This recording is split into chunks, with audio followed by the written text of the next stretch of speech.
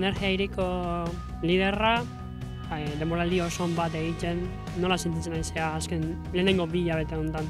Denboraldia poliki ez, oso luze egiten nahi da eta poliki puntu hartuz, maiatzen daren karrera garrantzitsu dio objektibok, eta honi ematen du poliki goraka gabiltzela. Dakigune zure helburuko hain atoz, etxeko karrera Legazpi, Espainiako kopan, eta bidasoa, ez?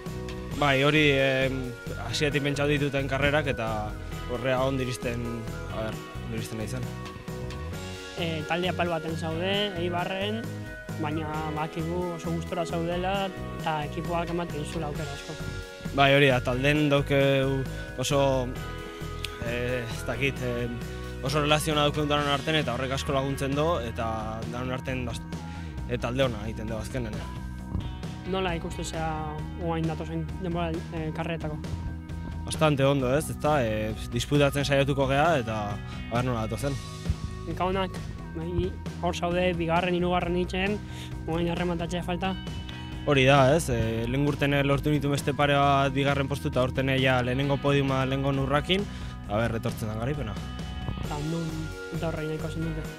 Ez dakit, ez dauket pentsauta hola, baina edozein karreratan garaipena ondo etorriko zen. Eskat denboraldia luzera begira, zeintzuk dira helburu, nola mandeinatu nahi duzu denboraldia?